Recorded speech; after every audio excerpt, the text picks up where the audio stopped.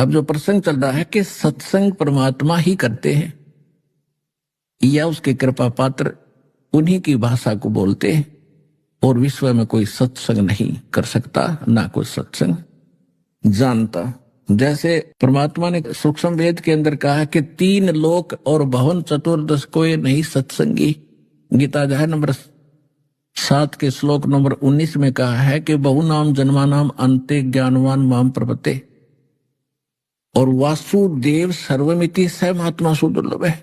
गीता ज्ञानदाता ब्रह्म कहता है कि अन्य मेरी पूजा भी बहुत ही कम करते हैं। गीता अध्याय नंबर 7 के श्लोक नंबर 12 से लेकर 15 में 4 श्लोकों में उसने बताया है कि अधिकतर लोग रजगुण ब्रह्मा सतगुण विष्णु तमगुण शिव जी तक की भक्ति पर ही आरूढ़ हैं, और ऐसे व्यक्ति राक्षस स्वभाव को धारण किए मनुष्यों में नीच दूषित कर्म करने वाले मूर्ख मेरी भक्ति भी ना करते।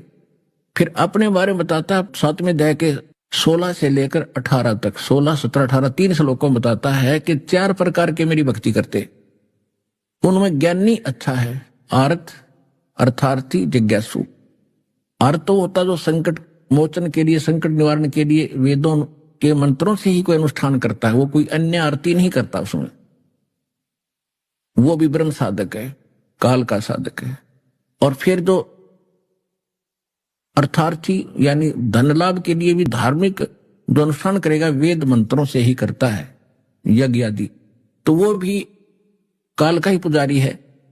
और जिज्ञासु जो घर से निकलता है परमात्मा की जानकारी के लिए, जैसे उनको संत मिलते हैं, साधु मिलते हैं, उनसे ज्ञान ग्रहण करके स्वयं वक्ता बन जाता है, वो भी रिजेक्ट कर दिया।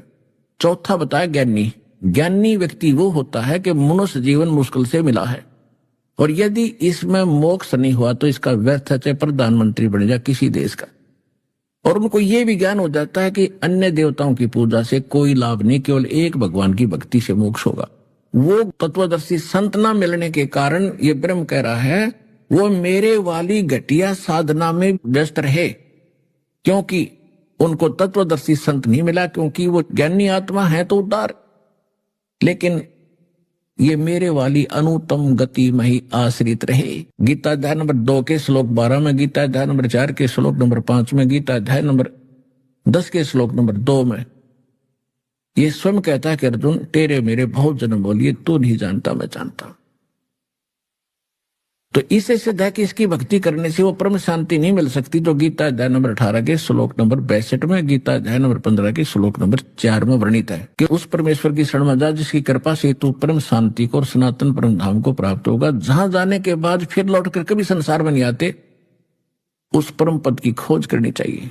तो वो परम पद इस काल की साधना से प्राप्त नहीं हो सकता, इसका ओम नाम है।